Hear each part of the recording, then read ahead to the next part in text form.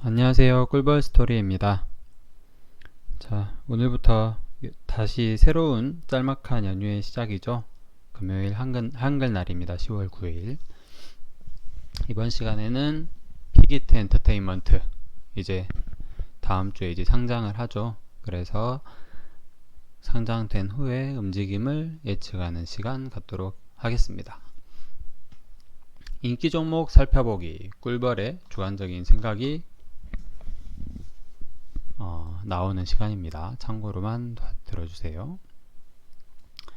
이 영상이 끝날 때쯤에 제가 과거에 올렸던 영상이 왼쪽에 이렇게 클릭할 수 있게 뜰 거예요. 그러면 그거 이렇게 참고해서 빅히트 엔터가 어떤 사업을 하고 있는지 뭐 그런 거를 들으실 수 있을 겁니다. 참고를 해주시고요.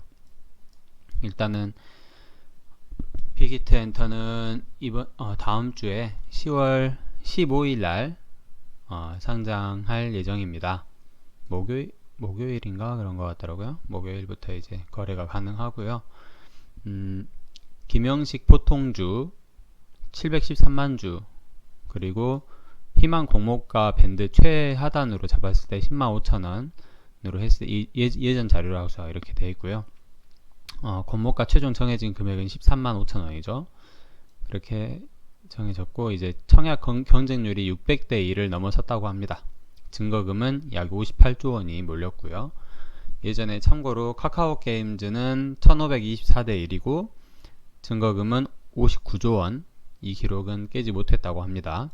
그리고 SK 바이오팜은 323대 1, 그리고 증거금 31조 원은 가볍게 넘어섰습니다. 그만큼 많은 이제 기대와 주목을 받고 있는 종목이라고 보시면 되고, 잠깐만요. 카카오 게임즈는 코스닥이고 SK 바이오팜은 코스피고, 픽이트 엔터테인먼트도 코스피로 상장이 되게 됩니다. 그리고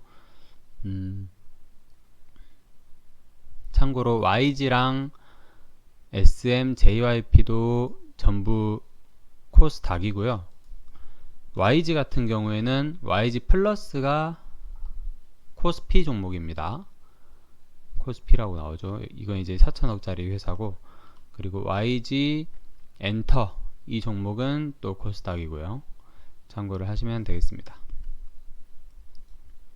그래서 이제 공모가가 최종적으로 13만 5천원으로 정해졌고, 이 기준으로 하면 시가총액 약 4조 6천억 원이 된다고 해요. 그래서 시총 4조 5천억이 넘어서면 코스피 200 지수에 편입이 되게 되는데, 조기 편입될 가능성도 있다고 합니다. 그래서 만약에 조기 편입이 되면 이 지수를 추종하는 펀드들이 있어요. 그래서 그 펀드들이 신규로 이렇게 편입되는 종목에는 그 패시브로 이렇게 자금이 유입되게 되는 경우가 있는데, 그런 경우에 얼추 그 편입 종목이랑 뭐 시가총액이랑 이렇게 해서 계산을 해보면 약 640억 정도가 패시브 자금으로 해서 빅히트 엔터에 들어올 가능성이 있다고 합니다. 뉴스 기사 참고하시면 될 것 같고요.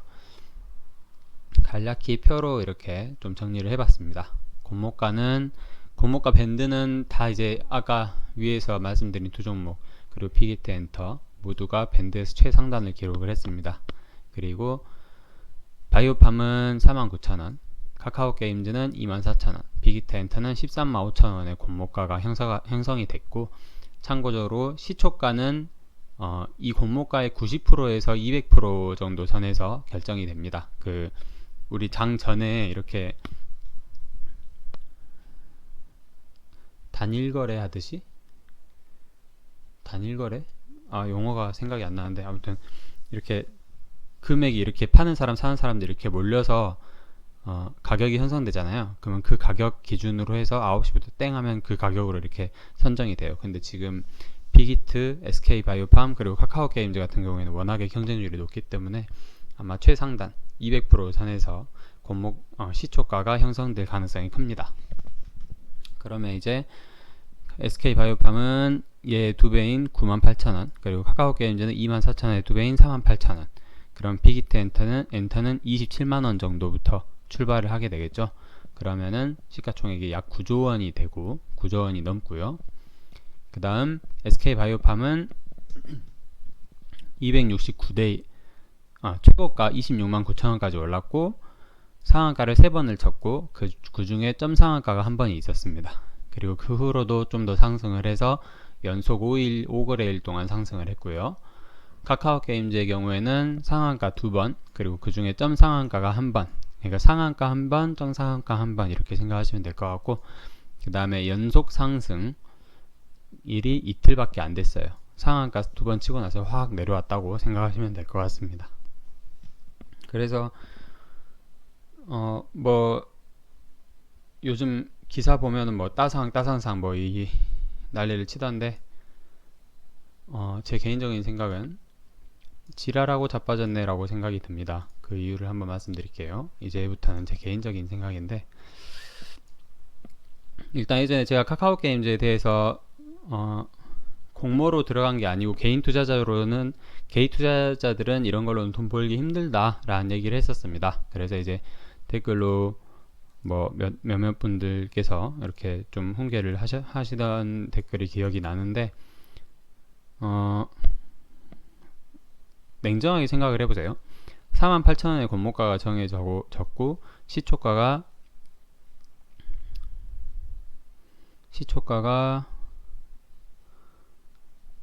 48,000원에 정해졌고 그날 상한가를 쳐서 62,400원에 마감을 지었어요. 이때 들어간 사람들은 뭐 다음날이나 다다음 날에 팔았으면 이익을 받겠죠. 그리고 뭐 좀 하락을 한 날에 팔았어도 수익을 봤을 거고. 근데 이때는 워낙에 이렇게 많이 몰리기 때문에 웬만하면 시장가로 매수를 하셔야 돼요. 그러면은 뭐 거래량이 별로 터지지 않았었기 때문에 거의 상한가에 이렇게 매수가 됐거나, 혹은 상한가에 매수가 안 됐다면 상한가가 잠깐 풀렸나요? 아마 안 풀렸을 것 같아요. 그러니까 상한가로 아마 매수가 되셨을 거예요. 아니면 운 좋으신 분들은 뭐 이렇게 더 낮은 가격에도 매수를 하셨을 거고, 손가락 빠르신 분들. 그리고 대부분의 개미들은 뭐 이날도 당연히 못 샀을 거고, 세 번째 날 매수를 하셨을 겁니다. 그러면은 이 가격에 매수가 많이 되셨겠죠. 8만원 이상의 가격에. 그러면은 그 다음날부터 쭉 빠질 수밖에 없는 거예요. 왜냐하면 이렇게 거래량이 많이 터진 날 대부분의 개인 투자자들이 매수가 가능하기 때문에. 그리고 점 상한가 간 날은 거의 매수가 안 되죠. 네. 그렇기 때문에 자칫하면 괴피를 볼 수가 있습니다. 뭐 그래서 기사가 한동안 따상상 뭐 이렇게 해서 사실은 카카오게임즈에 물린 개인 투자자들이 상당히 많죠. 그 이유는 그 전에 청약 공모를 했던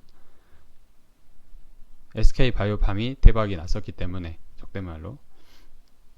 근데 SK바이오팜의 경우에도 처음에 보시면은 바로 상한가를 가고 둘째 날 점상을 갔어요. 셋째 날도 상한가가 밑으로 이렇게 가격이 형성이 되긴 했지만 거의 점상으로 마감을 했고요. 이때 매수하셨다고 하더라도 이 다음날에 팔 수 있었을지는 솔직히 의문입니다. 단기적으로 이렇게 진짜 결단력 좋으신 분들은 금방 팔았겠죠. 이렇게 최고가에. 근데 그런 분들은 거의 없을 거고, 이때 사서 이때 상한가 못 치는 거 보고 파신다든지, 아니면 그 다음날 또 파신다든지, 이렇게 하면 이제 거의 보합권에 그냥 파신 거고요. 그리고 계속 가지고 계시는 분들은 지금 굉장히 힘든 시간을 보내고 계실 겁니다. 보이시죠? 이렇게. 근데 SK바이오팜 같은 경우에는 그래도 대박이에요. 왜냐면 어쨌든 손해를 그렇게 많이 보지 않았어요. 왜냐면 상을 갔기 때문에, 상한가를 2번 갔기 때문에, 그리고 그 후로도 어느 정도 그 가격을 유지를 해주고 있기 때문에.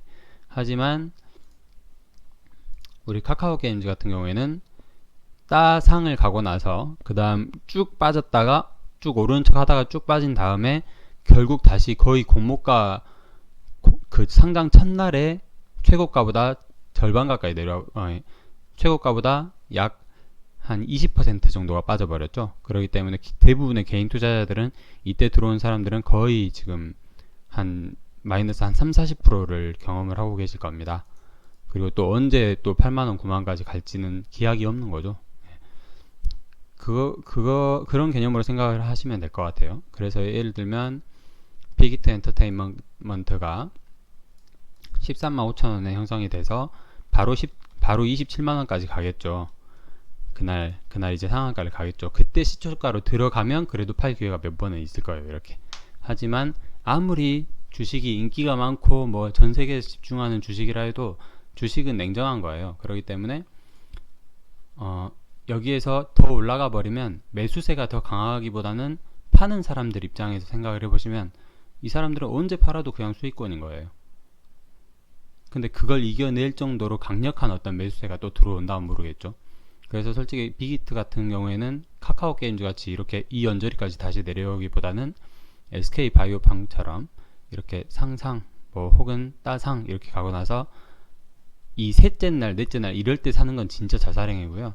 조금 사서 좀 지켜보다가 사는 게 제일 좋을 것 같아요. 만약에 그 공모에 안 됐음에도 이렇게 장내 매수를 고려하시는 분들은 그리고 솔직히 이렇게 해서 쭉쭉 이렇게 날아가는 경우는 상당히 드뭅니다. 그래서 일단은 차트 만들어지는 걸 좀 보시고, 왜냐하면 과거에 어떤 이력이 전혀 없잖아요. 그래서 좀 지켜보시다가 이렇게 결정하시는 게 제일 좋을 것 같아요. 지금 이렇게 뉴스가 막 나오고 소문에 사서 뉴스에 파라는 격언도 있잖아요. 지금은 뉴스가 어마어마하게 나올 때입니다. 그래서 기존에 보유 중인 주주분들은 엄청나게 이렇게 미소를 짓고 계실 때고, 오히려 안 가지고 있는 사람들은 막 이렇게 안 달라서 사야 되는데 이럴 때는 좀 지난 때라고 저는 생각을 하고 있어요. 그렇기 때문에 너무 위험한 투자는 안 하시는 게 좋습니다. 오히려 뭐 1억 이렇게 해치해서 뭐 한두 주 이렇게 받으신 분들은 언제 팔지를 고민하시는 때가 맞을 것 같아요. 오히려 너무 부족하다, 더 사야지 하다가는 이때 사는 우를 범하실 수 있다는 거. 네. 그게 저의 의견입니다. 네.